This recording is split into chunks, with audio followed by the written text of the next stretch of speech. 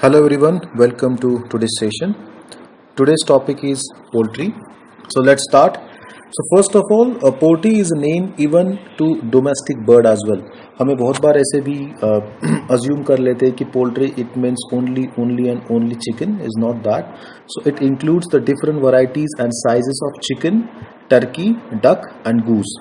तो basically poultry के जो कैटेगरीज होती है उसमें चार बर्ड्स आते हैं. First is chicken, but obvious we all know. Second is turkey. Turkey जो है वो चिकन फैमिली से ही बिलोंग करता है. थर्ड डक एंड फोर्थ है गूस.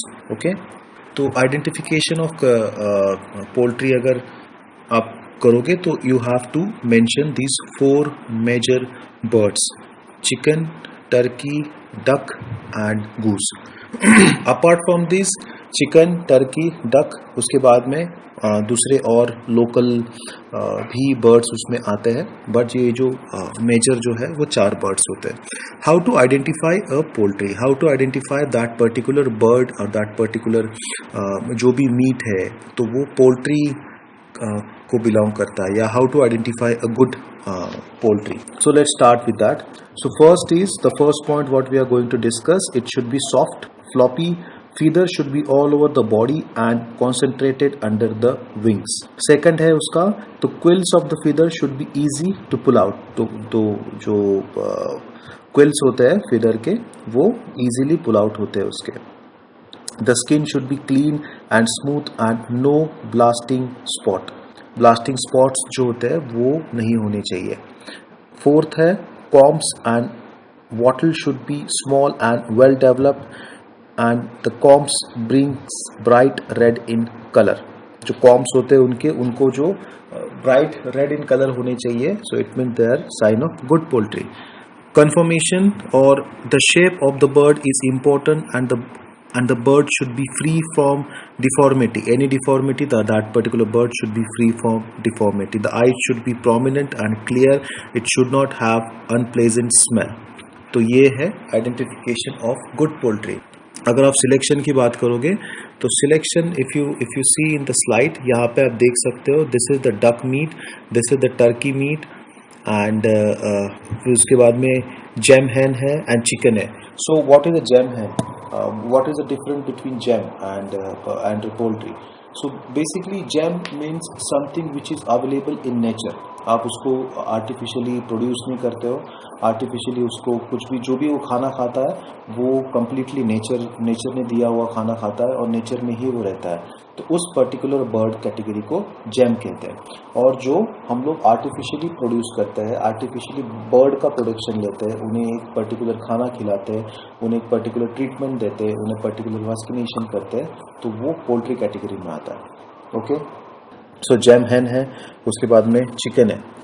फूड वैल्यूज अगर will discuss with the food value. The flesh of poultry is more easily digested than that the other meat. So chicken या कोई भी duck है या गूज है, कोई भी पोल्ट्री कैटेगरी में जो बर्ड होता है वो इजीली डाइजेस्टेड होता है as per to the red meat. हम लोग रेड मीट के बारे में डिस्कस करते हैं. और एलर्जेंस की भी अगर बात करें तो पोल्ट्री से एलर्जेंस होने वाले लोग बहुत कम हैं. आप अगर देख सकते हो सी फूड से एलर्जेंस जिनको होता है देर आर, उनकी क्वांटिटी ज़्यादा होती है, but you will not find easily that person has allergies with poultry meat. So that is healthy too. The flesh of poultry is more easily digested than that the other meat. It contains protein and is therefore useful for building and repairing body tissue and providing also the heat of energy. So यहाँ पे कुछ examples दिए हैं. What are the good sign of live poultry, whole poultry and dressed poultry? Clear eyes, young chicken has fine and soft feet. The other one has thick and scaly feet. Comparison है. The bone at the tip of the breast is soft in the young chicken, thick in the old chicken. Small feather indicates that the chicken is young. अगर small उसके feather है तो it seems it consider that chicken जो था वो young chicken था.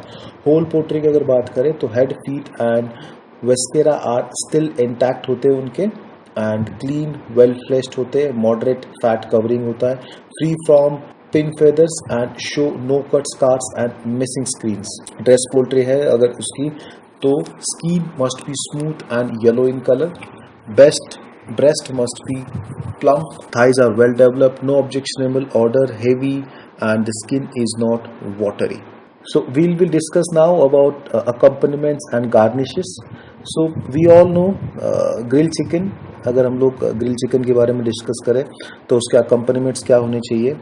Grill chicken के साथ में फ्राई स्ट्रॉस पोटैटो और एक सॉस जाता है. तंदूरी चिकन जो है, तंदूरी चिकन के साथ में जैसे कि लच्छा सैलड जाता है. Lachha salads as you all know, onion rings, lemon, green chilli and उसके साइड में मिंट चटनी जाती है. गार्निशेस जो होते हैं इनके जूलियन कट्स एंड कैरेट्स के साथ में होते हैं. चिकन खोरमा जो है वो fresh coriander leaf and kaju nuts जो क्रश करके उसे अकम्पनीमेंट्स में दिया जाता है. Chicken pakora, Indian masala, chaat masala and mint sauce, chicken curry, fresh coriander chop, juliennes cuts of ginger and lemon. When we talk about cooking methods, so there are the methods used for poultry depends upon the size of the bird, first thing, and the nature of the place. Some birds are young, tender and lacking of fat. Other are through the required moist heat of tenderizing. The characteristics of flesh have to special method of preparation for the special class of poultry, right? So young bird are cooked by grilled, tandoor or roasted as their tender, but the nature bird are cooked by moist cooking. Spice are added when flavor as needed and enriched with fat such as fricassee, curry and korma. जैसे different process के through poultry की cooking होती है. जैसे for example roasting, grilling, tandoori preparations होते हैं. उसके बाद में इन कैसरोल्स में उनके कुक किया जाता है स्टॉक के साथ में. मीडियम चिकन जो होते हैं इन कैसरोल्स जो होते हैं उनके साथ में कुक किए जाते हैं. Then boiling is again very popular and good process to cook the chicken. Grassing, galantine and steaming. Different method के साथ में चिकन को या किसी भी पोल्ट्री बर्ड को कुक किया जाता है. अगर कॉम्पोजिशन के बारे में बात करें तो the flesh of poultry is muscle tissue. First thing, as it is the flesh of beef, lamb, veal and pork, it is the composition and structure are essentially the same as those of meat. Remember that muscle tissue is composed of water about 75%, protein about 20%, fat होता है इनके अंदर 5%, other elements जो है including carbohydrates and small quantities. And maturity and tenderness जो है poultry का, tenderness of a piece of meat or poultry is related to the connective tissue increase with use of excessive of muscle, maturity, age and animal bird. जो tenderness होता है वो इन सारे factors के ऊपर डिपेंड होता है कि उस पर्टिकुलर बर्ड की मैच्योरिटी क्या थी, उस पर्टिकुलर बर्ड का एज क्या था. Use of exercise of less concern in poultry. Most poultry are so young that is relatively tender throughout. However, there are some difference discussed in the next section, light meat and dark meat. So maturity is major consideration where selecting poultry. Young tender bird are cooked by dry heat methods such as broiling, frying, roasting as well as moist heat to be palatable. Maturity is the major factor in categorizing each kind of poultry. So poultry is not divided up to into many small cuts as are meat की तरह वो small बहुत ज़्यादा small cuts में नहीं divide होती है. Chicken and turkey however are usually thought of consisting of two kinds of part depending on the color of meat. These color difference reflect other difference. Light meat and dark meat. जो poultry के बारे में बात करें तो हम लोग इनको दो अलग कैटेगरीज में डिवाइड करते हैं. First is light meat. Light meat में लेस फैट होता है, लेस टिश्यूज होते हैं उसमें एंड वो बहुत जल्दी कुक होता है. और जो डार्क मीट होता है उसमें मोर फैट होता है, मोर कनेक्टिव टिश्यूज होते हैं एंड बहुत ज़्यादा टाइम उसको लगता है. अगेन ये सारा डिपेंड होता है कि किस पर्टिकुलर एरिया में वो बर्ड बड़ा हुआ है, किस पर्टिकुलर एज में है, उसकी मैच्योरिटी क्या है, उसका ब्रीड क्या है, वो सारा कुछ डिपेंड करता है. Duck and game have all dark meat but the same difference is connective tissues hold The cook must be observed different when preparing poultry. So now we will discuss some classification and market forms. So now I am going to discuss few terms are used to classify poultry. First, kind. These are the terms are used to they are using the terms to classify the poultry. First term is kind. The spices such as chicken, turkey or duck. Class, the subdivision of kind depending on age, sex. Table 1. Describe kinds from class poultry. Style, the amount of cleaning and processing. Like almost never purchased in food services. Dressed, killed, bled and plucked. Also rarely seen in food services. Ready to cook, dress in with head and feet removed, cut and parts. So what is a fresh poultry? Fresh poultry are extremely perishable. It should arrive packed in ice until used. Ideally used within 24 hours of receiving, never more than 4 days. Poultry often carry a salmonella bacteria which is very dangerous. Wash all equipments and cutting surfaces after handling poultry to avoid contamination of other food. So while handling the fresh meat or handling fresh poultry, you have to be very careful because इसके अंदर जो bacteria होता है salmonella, आपने पढ़ा होगा ये bacteria के बारे में. सो that is very dangerous bacteria. And frozen poultry के अगर बारे में बात करें तो स्टोर पोल्ट्री टेम्परेचर बताता हूँ मैं आपको -18 डिग्री सेल्सियस और लोअर दैन दैट.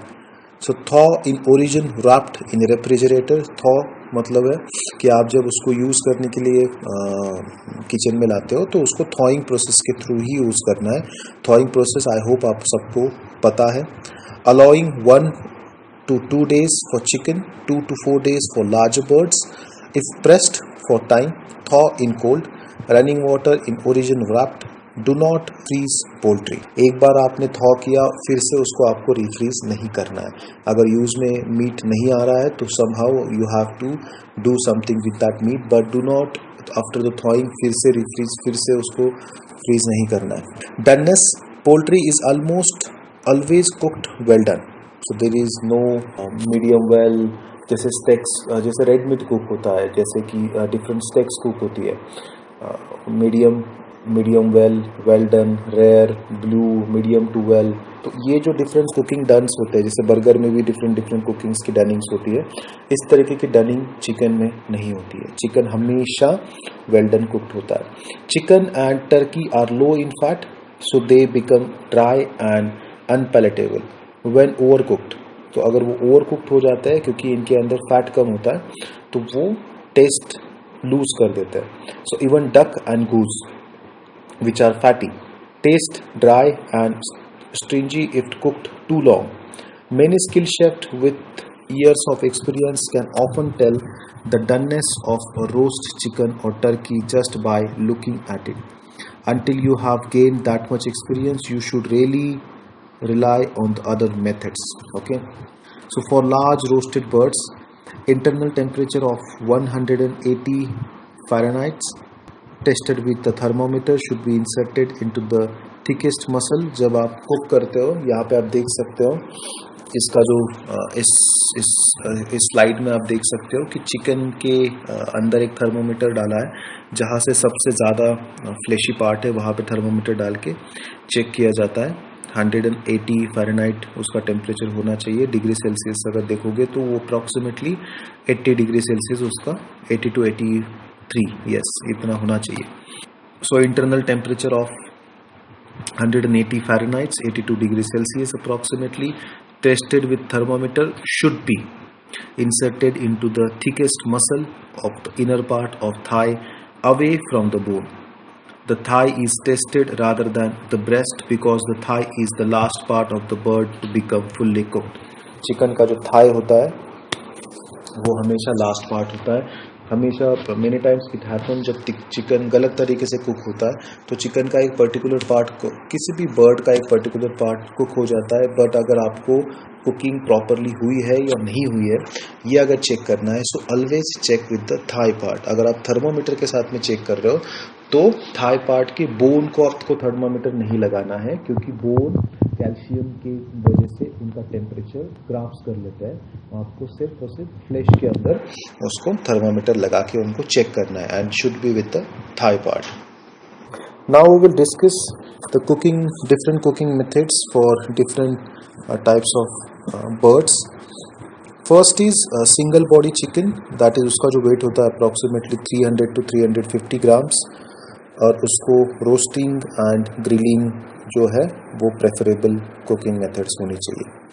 सेकंड है डबल बॉडी चिकन जो कि 450 ग्राम्स का होता है, उसके लिए roasting, grilling and tandoori preparations भी उसके लिए एप्ट है। तो अगर तंदूर प्रिपरेशंस में बर्ड्स है तो वो बहुत ज़्यादा छोटे बर्ड्स आप नहीं यूज़ कर सकते हो। ओके, तंदूर प्रिपरेशंस के लिए हमेशा बड़ा बर्ड यूज़ होना चाहिए। मीडियम चिकन के बारे में अगर बात करोगे तो that is 750 gram approximately 1 kg तक भी ये बर्ड होता है। उसके लिए रोस्टिंग एंड कैसरोल जो प्रोसेस है स्टीव के साथ में कुक होना दैट इज़ अप्रोप्रिएट, एंड तंदूर के लिए भी ये बर्ड काफ़ी अप्रोप्रिएट होता है। Large bird that is 1.5 kg to 2 kg, that is 6 to 8 उसके पोर्शंस निकलते हैं, तो उसके लिए बॉइलिंग, ग्रेजिंग, गैलेंटाइन, स्टीविंग।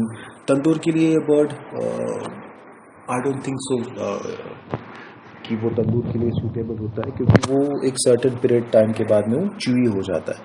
तो तंदूर के लिए हमेशा मीडियम साइज बर्ड होना ज़रूरी होता है।